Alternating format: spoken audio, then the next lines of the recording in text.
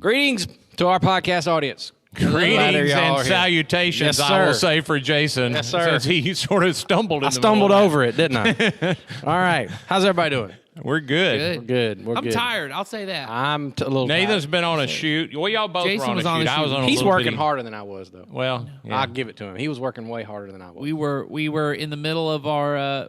We pretty much shot everything for the Christmas Anywhere, Christmas Eve. Service. Extravaganza. Yeah, virtual experience. Hope it's extravagant. We're calling it an experience because we're not promising anything other than you will experience something. when So, you play it, That's that a low bar there, Nathan. I try to set myself low bars because I like to clear them. There you go. So, well, I think we're going to There clear was that a one. band when I was growing up that was called The Experience, and that's what I thought of them. They had a low bar. I thought, yeah, they're an experience, all right. Yes, That's sir. right. No, but it was a lot of fun. We It had was. we had a good shoot. I think it's going to be a really good experience, and I know we're going to talk a little bit more about it, so I won't say that. But I think everyone's going to be very happy to get to share it with people. It's a beautiful day outside. I just want to say Yeah. that too, and a little warm in our studio. Well, and I was in the video, and I had to dress for Christmas, and I'm layered up like a Yeah. Christmas whatever, and I'm a little hot. Right? I'm gonna say it's 78 and 85 degrees in here Yeah. somewhere. Yes. It's Yeah. a little It little don't- warm in the studio. It don't feel like Christmas to me, but we are 2 days as we sit right now recording this. We are 2 days away from Thanksgiving. Yep. And my question for today was, what do you guys have planned for Thanksgiving? What are you looking forward to? What are you excited about for your Thanksgiving holiday? I'm making the mac and V's that we Are had you last really? week. I'm 100%. We bought Good all for the stuff. you. We've already. Are bought you all the making that for the one I will be at, or at No. the okay, taking that to the in-laws? stuff. You know, we don't bring things. Oh, to that's John's right. house. Oh, yeah. I thought maybe you had gotten included. Now, are you going to reveal to the in-laws that it's vegan? Not unless somehow they come across this. I mean, I might tell them afterwards, but I don't even know if I'll tell them afterwards because then I think there might. I would say this: anybody that knows his in-laws should send this to them. But I doubt there's anybody that knows his in-laws. They that's should watching not. this. They should see. actually not, because No. I want to see the reaction. Yeah, I think if they eat it before they know it, they'll like it. But I think there may even be after I tell them, oh, you know, that was vegan. There was no real cheese in that. There might be I knew it. I could tell. Yeah. I knew it. So I think it's how we all kind of. What you should do, Nathan, is you should ask questions about it before you reveal it. Get them to commit. Was that first, not good? and talk about, was it really creamy and cheesy? And get them to Yeah. commit. It Then wasn't spring it on cheese. them, and then bust them. Gotcha. That's what you always want to do to your in-laws. That's Exactly. right. Yeah, that's a Start an very argument. happy Thanksgiving for everybody. So. Happy Thanksgiving. No. So don't take my advice, but- We're getting. I mean, we're getting together in smaller numbers and yeah. masked up and all that kind of stuff. So, but yeah. So I've got some smaller gathering with my in-laws. We have my wife's family has a lot of family in Georgia. My side has almost no family in Georgia, and so Thanksgiving with them is usually very big, but this year, because a lot of people are older, it's going to be much smaller. And then I'll have family stuff on my side that night. So looking forward to it. I'm going to be a part of the family stuff he's going to be at that night. I'm Nothing also else? looking forward to it. And But you only got one. He's got apparently two. I got today. He has two. two. I got Yeah. two. So Becky and I will have something to do earlier in the day.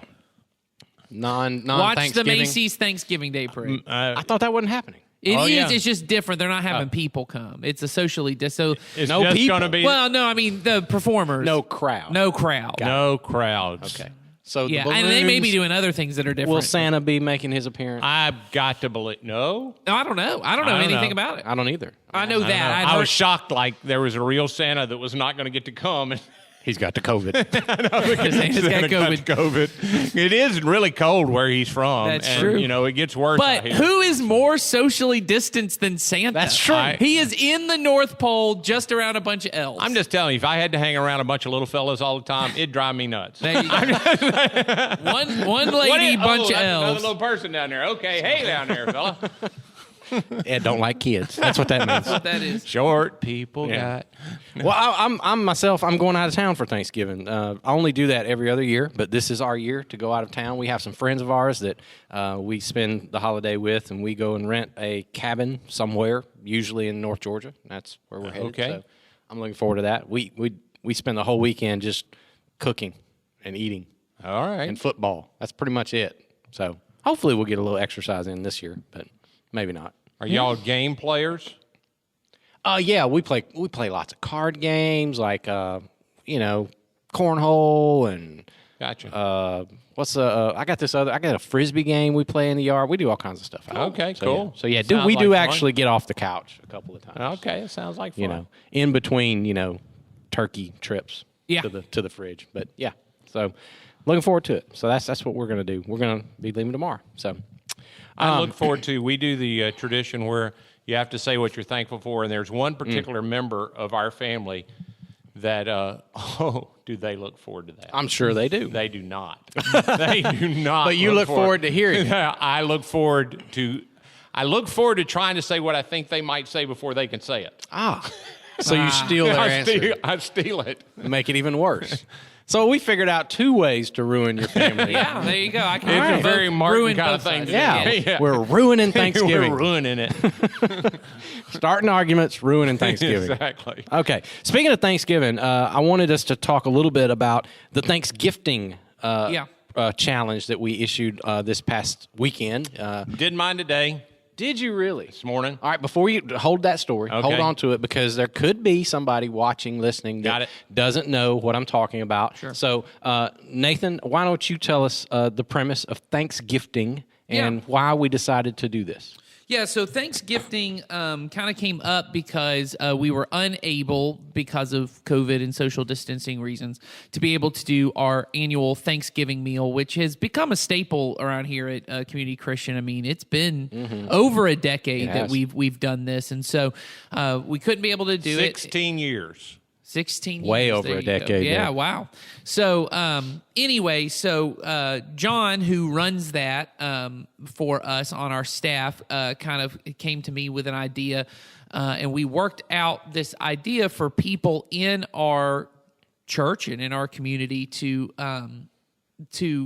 be able to participate in a generous thing similar to what we were trying to accomplish at Thanksgiving of increasing generosity within our church, but combining it with this idea that Ed talked to us a couple weeks ago of personally taking on the ministry of reconciliation, meaning not going, well, what's the church going to do? The church can't do the Thanksgiving meal, so the church needs to do something else, and saying, what could I personally do?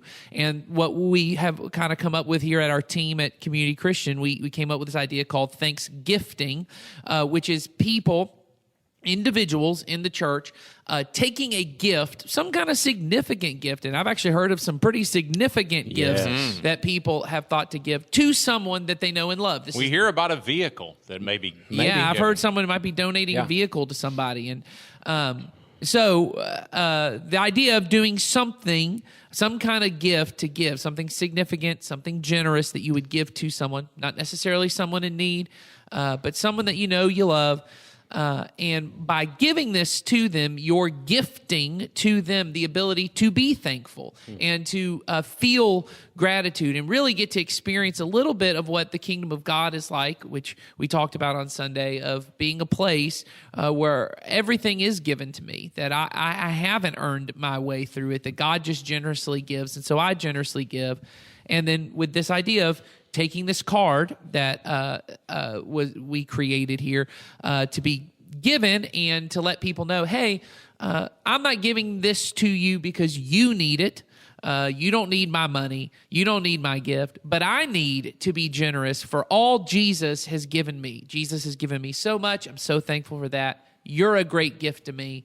Here, I'd love for you to be a part of this. And on the card, there's a website that we're inviting people to go to, and it's really a Facebook group where people would share their stories, and it's a chance for it to go beyond just a one-time gift that you give to somebody and they feel good about, but they actually get to see your church and get to hear about the good news of Jesus, and everything kind of is all wrapped up in that.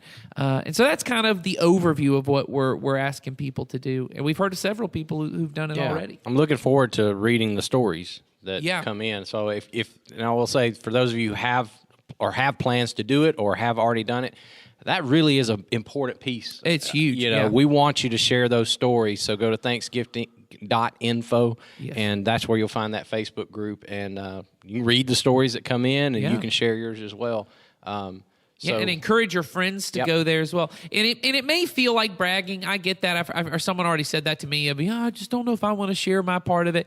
It's not, especially the way that you end up telling it. Most people have done it, have just told about, hey, this person that I did this for, I was thankful for them, and so I wanted to give them a gift. And make it less on what you did and more on the experience of what it felt like to be a part of this and to do that for another person. Yeah, someone mentioned to me that they were a little bit nervous about actually they didn't know if the person they were going to give to would want that story to be public. And I just encouraged them. I said, you don't have to use names. Right, You just, exactly. just give us a very generic kind of, as much information as you can so that we understand it, so that it could encourage and bless somebody else. But you don't necessarily have to call the person out if you think that would be uncomfortable kind of thing. Sure, Just absolutely. make it generic and throw it up there. So we got the thanksgiving.info website where you tell the stories. I want to make sure everybody's clear. But if you go to either of our main websites, either cccanywhere.com or sharpsburgchurch.com, whether you're on site or online, there's a link there that goes to a page called Thanksgiving that explains everything that Nathan just said. Yep. And there's a downloadable version of the card that you give to someone. You can print it out at home if you got a printer at home and just cut the card out and just give it to them. So you got everything that you need on our website right now to actually participate. If you missed that, or you're first now hearing about it, or you didn't get the card or whatever, all that stuff is on the website for you to do. And I'd like to add, and we haven't made a big deal about this because I don't know how many people even want it, but we believe so much in this, Yes. and because we've given lots of food away and stuff at the high school through the years, 16 years. And we're not doing that this year. We want you to do this, and if money is an issue from you giving a significant gift, we will reimburse you for up to $100 of the gift that you give away. And you can email us at thanksgiving@community-christian.net. Take a picture of the receipt, send us a copy of that in a way that we can get the money to you, and we will reimburse you up to $100 because we really, really do want to see you do this because it will bless you as much, if not more, than the other person, and you get more of the experience instead of what we all did together, and then we would all come together and do it, and you'd say, oh, my church does such and stuff. Well, your church is still doing this. You're just personally getting to be the front end of it. You get to be the tip of the spear, so to speak, of being out actually delivering the gift and being the one to choose where it goes and all of that. Yeah, and we want the gift to be a significant gift. Yes. So the $100, whether it be the whole gift or just to help be part of that gift, it could leave that impression, a very significant gift. So you said you already had done yours, Ed. Well, Why don't you tell us about it? I should say my wife, Becky and I started talking about this, knew what was coming, so we started talking about praying about who we wanted to do it for, and we both have people. So she has done her part. We both went and got the stuff together. She's delivered her part. So she and I both have been on a little bit of taking care of our health. I see my health as quite a blessing. I've done everything I could to destroy my body, and God just continually, I have great health, not just for a person my age, just in general. I've been really blessed. And so I've tried to take more serious the stewardship of that. She has, she's been going to work out, and she has a couple of coaches that have been coaching her on that. She loves them both. And so she wanted to just bless them and say how thankful she was for them and that the church had offered her this chance to share that thankfulness, the generosity that came from Jesus. And so she delivered hers this morning. And she was very excited to do that, and the ladies were very excited to do it. I think we got them, since they're both health coaches, we got them massages. And one of them said, I think I'm going to do that after I get off work today. Wow. So, There you go. Awesome. And you've got one? I have some people in my neighborhood that I've been befriending that have become good to me. And so, I'm delivering to them later today.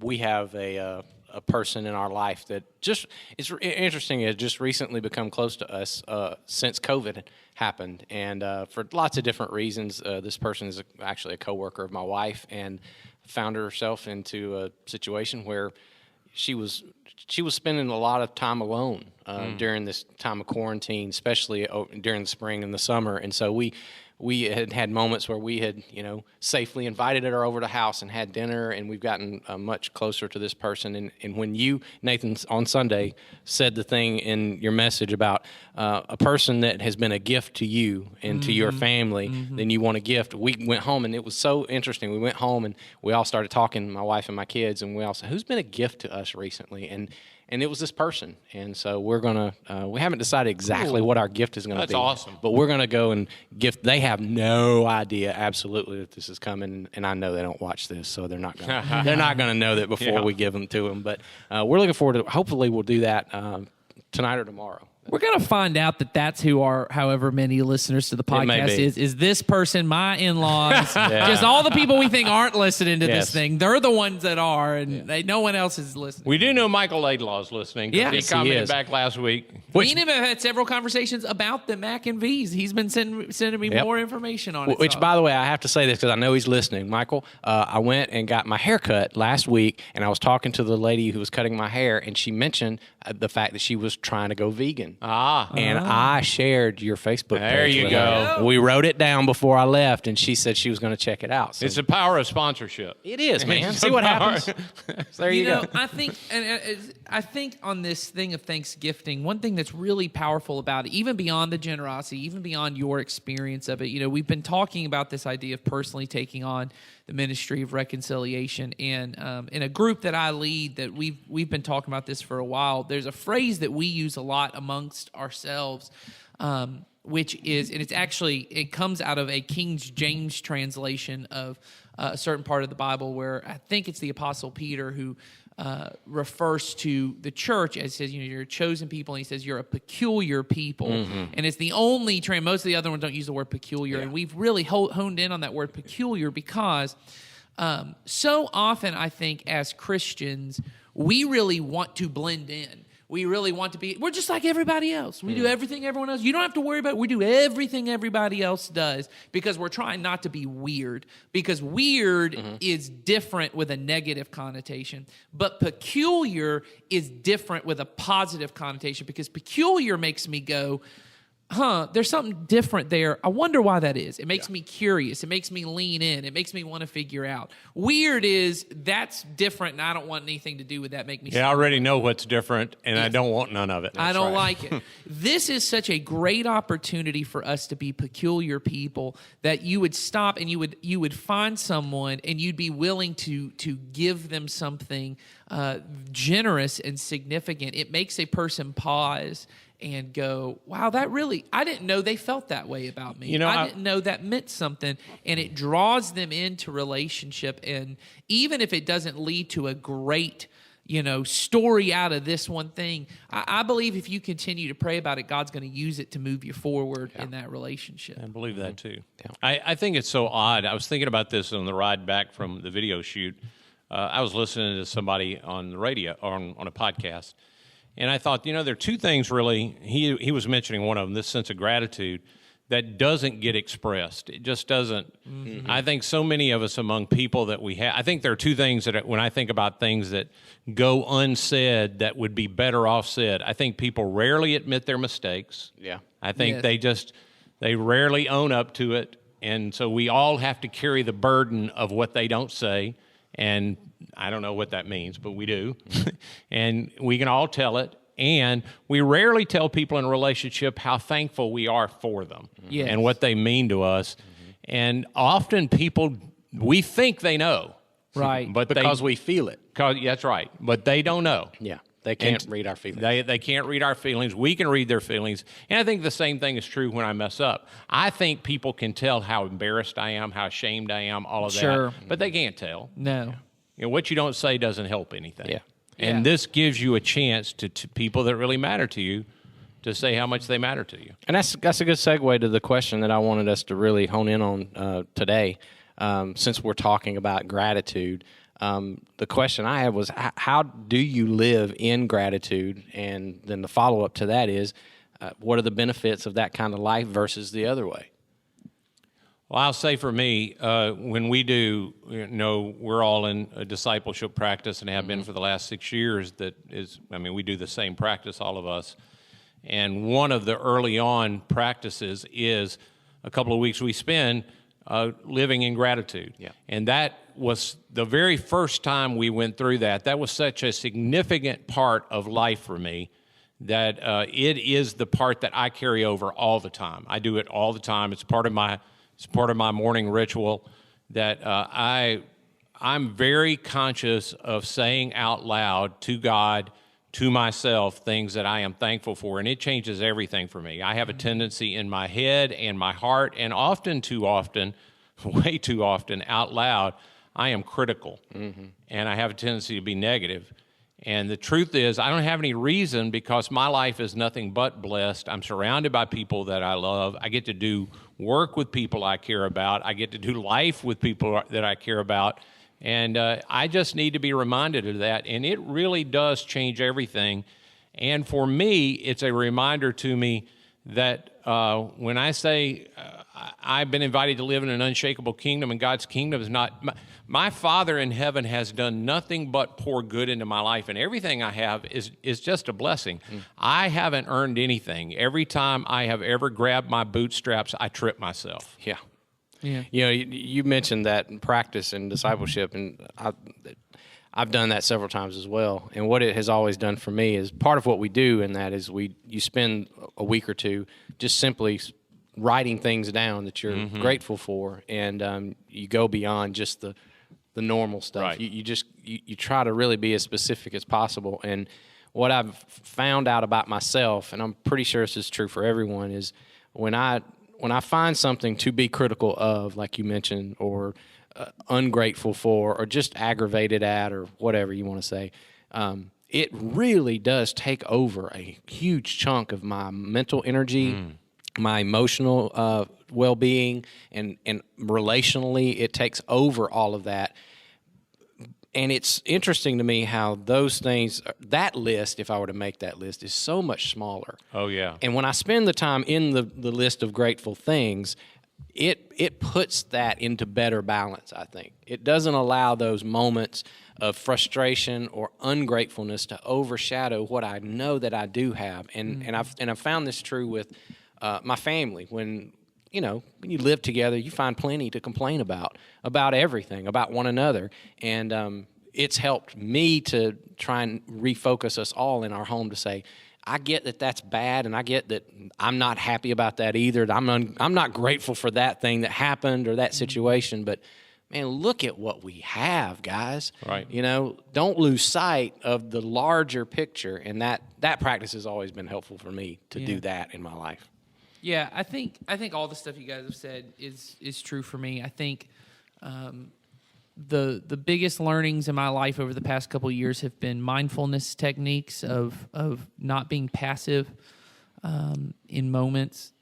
Most of us are incredibly passive. I'm incredibly passive. We think we're not because our bodies are constantly moving, or our minds are moving to worry or to something like that. But and I know for some people this sounds insensitive, but it's not. Maybe it is. I don't know. Anxiety by its nature is mindless. It's not mindful. Anxiety is, for many of us, a comfort, a strangely disturbing comfort. It's where our mind goes to when we don't know what else to do. When I'm sitting, it's why many of us don't like quiet, because whatever my mind runs to when I'm quiet is my coping mechanism. It's the thing I go to not have to deal with the quiet. The more comfortable I become with quiet and with slowness and with just taking things as they come to me and not as I want them to be, it's easier for me to live in gratitude. I find myself choosing to become aware of what in this moment, if this was the only moment I had left, and this is the only moment I ever even existed, what would I be grateful for in this moment? So becoming very mindful. There are things I try to do. As you guys said, the kind of gratitude exercises are important for me. Also, one thing that I've done, and I think I've talked about it here before, but I write letters pretty regularly because I realize, and it's honestly not, I believe it blesses the people that I write to, but it is mainly for me to remind myself that I am thankful for these people because for me, my nature is to want to produce and accomplish, and people become objects to manipulate to get my things accomplished. They become, well, I need this person to do this thing and this person. And people who don't really do much for me very quickly just get pushed to the side. They're not very effective for me. I don't have a lot of like fun relationships. And so having a moment to just express to the other person, but also express to myself, it's that way. I was thinking about the shoot that we're on. You know, I'm very tired after being on this shoot. And I remember even just today standing there and thinking, oh man, when's this thing going to be over? And I thought in my head, you know, we don't do these shoots anymore. And I really do enjoy these shoots. I enjoy getting to go on these things. And I thought, I'm just gonna enjoy this moment. Right? I'm gonna take a moment right now, just where I'm standing. At that point, I was standing in the middle of chocolate cake mix, which you'll see at some point. But you know, and I just thought this is great. I'm glad we get to do this. And so when you talk about all the stuff you guys have said, I just whatever fits your personality. Because it'll just be different for it, but I think mindfulness is the key to that, of not just taking moments and seeing them as something to be rushed through to get to the next thing, or seeing them as, you know, a burden of some kind, and just seeing this moment's a gift.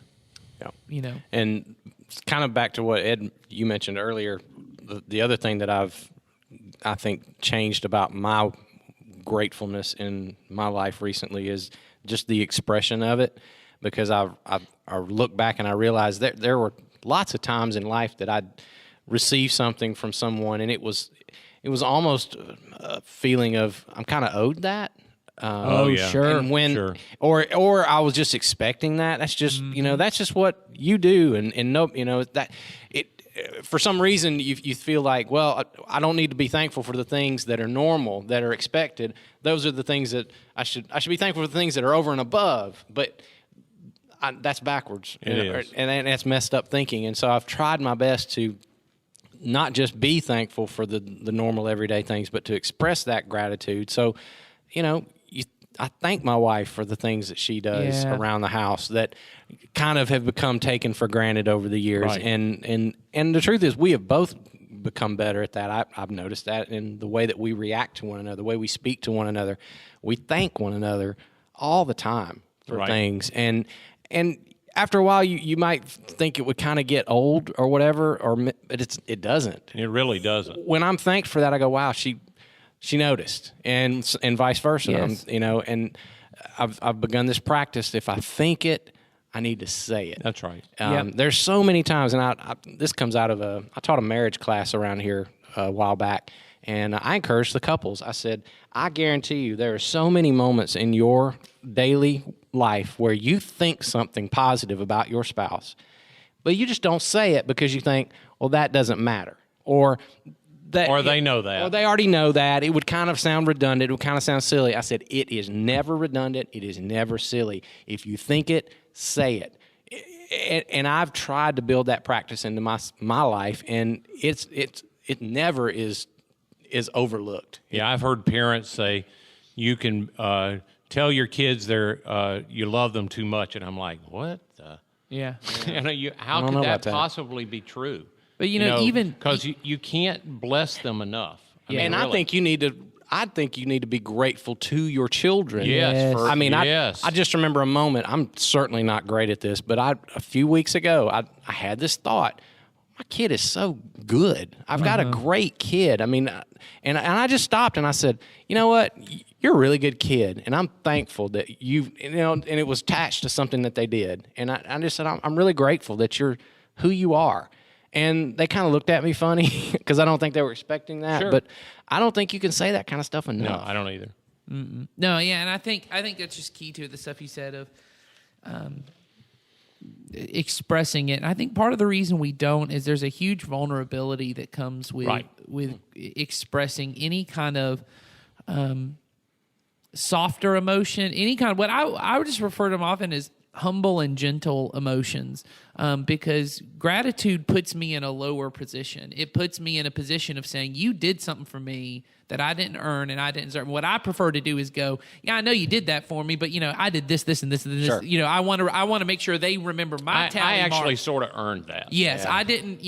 Anytime I say thank you, I'm saying, wow, you blessed me. You did, and as you talk about blessing, blessing does come from, it's somebody pouring something onto you. It's not you grabbing it. It's something someone gives you. It's a gift that is given. And so there is and I think that's what often goes unsaid in marriages and in our relationships with our kids and those kind of things, because it's humbling. Yeah. And it's gentle, but we know the way of Jesus, the way of the cross, is humbling and gentle. And if I don't ever feel any of and I don't mean fully on this term, but a little bit of humiliation in the eyes of what the world, if I don't ever have a moment where I go, well, I'm dad, I shouldn't really say, they should be thanking me. They should be coming to me and saying stuff, which they should. I'm not saying they shouldn't. But it's interesting. You reminded me of something that I taught my kids a long time ago. And when we were out at restaurants, I've had people tell me, the wait staff that are waiting on you, you're paying them for this, so there's no reason to be grateful for that. Oh, right. And I'm all like, I tell my kids, everything your server does for you, you thank them before they leave the table. Absolutely. And I've built that into my rhythm of just when they come and they even just check on me, thank you so much. And then when we leave, many times I'll stop them and just say, thank you for serving me today. Yeah. Regardless of whether you're getting paid for this, you're blessing me in my life, and I've just tried to build that into my kids, and I hope that they carry that with them, because I think that's such an important skill to have, and it really is something you have to kind of work on. Yeah, you do, because and I don't know why, but I'm certainly this way, and I think most people are. I notice negative things. I'm okay, particularly if I'm paying for something. I want to tell you when you get something wrong, but I don't feel the need to tell you when you got it right, because after all, I paid you for it. Exactly. Right. Yeah. It's ridiculous. Yeah. And back to one other thing I think one of you guys touched on, the stuff that we've been learning over the past year about, like you were saying, Nathan, about anxiety and those kinds of thoughts and feelings. This gratitude practice that you live in is actually a preventative measure for a lot of those kind of things. Oh, absolutely. It is a really good mental health practice. Yes. Take out the God factor. Yep. I mean, yes, can't, but people I think, forget that worry and anxiety is really nothing but negative imagination. Yes. Yeah. And I can use so people will say to me, I'm not very creative, but they're worriers. I go, you're exceptionally creative, because you're constantly having thoughts that have never happened, probably predicting the future. Probably you're predicting the future. Yeah. You're creating stuff every moment.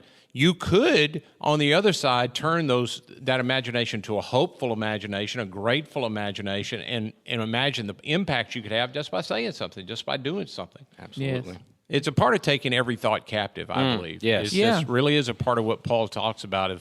Instead of just allowing my mind for me to do negative or for other people to do worry and anxiety, I decide to take control of the thoughts that I'm thinking. It's so important that phrase or that verse you just referenced. It says, "Take every thought captive." We often miss the last part of that verse.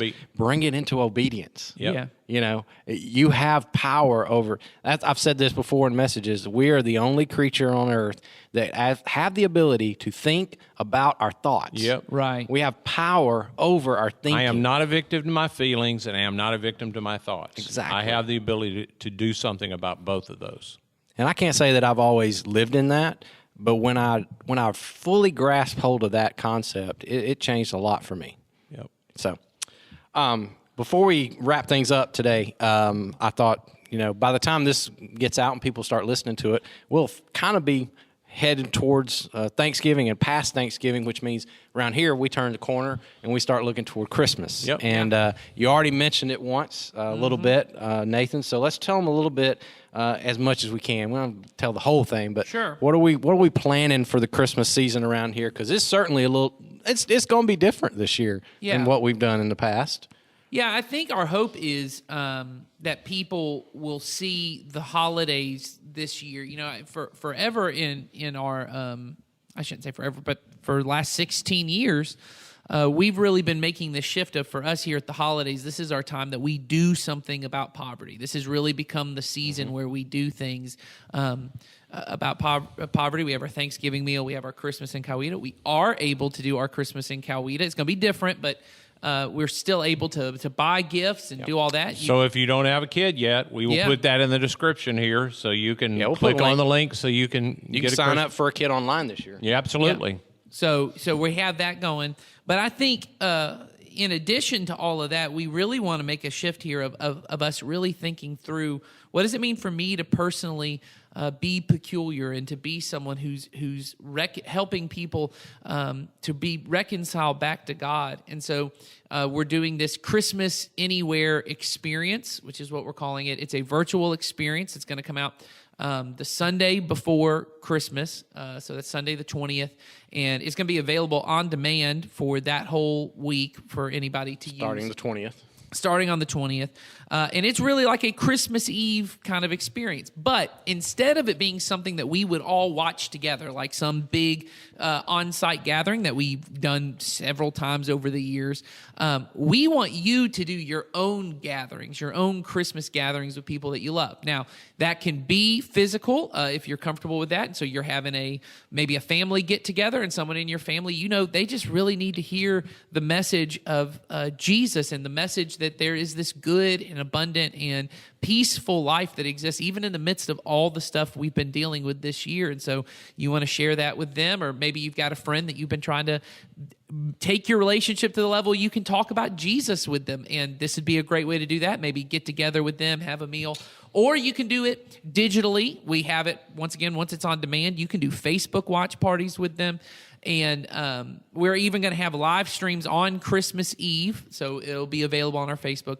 Regardless of how you go about doing it, what we want you to do is we want you to personally share this with someone, and not share it like send it to them and leave it for them to find on their own, but for you to gather with them in some way, physically, digitally, and watch this with them and make it a full experience. In fact, this Sunday, we're going to be putting out that we have these boxes that we're going to be putting together to make the experience even better for you and the people who are going to be watching it with you. And so you can order those. You'll find out on Sunday how to do that. But yeah, the hope is really that people would do this for people in their lives. And so I can imagine, that there's people that normally get together. Maybe I don't know if you do. We aren't going to be doing a work party the way we normally have. I have a different way that we're going to do something. I haven't told y'all about that, but we have something we're going to be doing that's different than what we normally do, because we can't do what we normally do.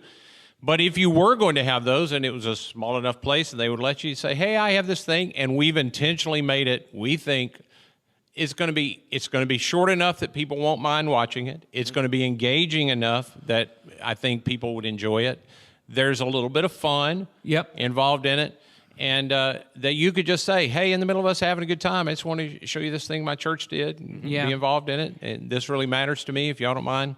I would say your family could do that. After having sat through some of the shoot today, the video shoot, I told my wife when I got home for lunch today, I said, this is going to be something I think people are really going to want to share. Yeah, I think so. Yeah, I hope so. I'm going to be proud of it. Yeah, I mean, that's really our hope going into it, is that this would be something you'd be proud that you took the time to sit down with somebody and watch. And once again, and I think this is just critical, the goal of this is not that at the end of it, some huge change in mindset comes to your friend, or a conversion happens, or something crazy. The idea really is it's you being able to have this experience, as we're calling it, with someone that you love, and now you've opened a door into different kind of conversations you can have, because many of us, the kind of conversations we have, even with people that we know and we love, we never steer them towards Jesus. I don't know why we would assume they would steer them towards Jesus. Yeah, we just keep hoping one day they will ask us a question, instead of us intentionally saying, one day I'm going to do something to make sure it gets there. And this is a way that you can do it, and it's not invasive. It's not any kind of offensive kind of thing that you could to bring it up. Everyone's going to be doing something around the holidays. Yep. It's not strange that if everyone you go to church. In America at least knows Christmas is about Jesus. Right. They may not worship Jesus, but this is not a hard transition. Yes. And so we think it's going to be helpful to people. We think it's certainly, I think it'll be helpful to you. And so our hope is you'll figure out.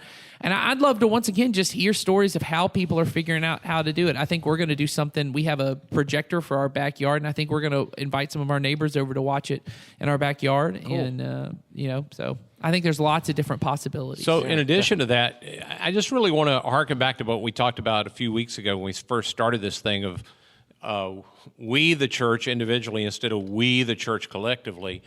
And part of that was for you to begin to pray. And I think leading up to Christmas, you really need to begin, God, where do you want me to do this? How do you want me to share this?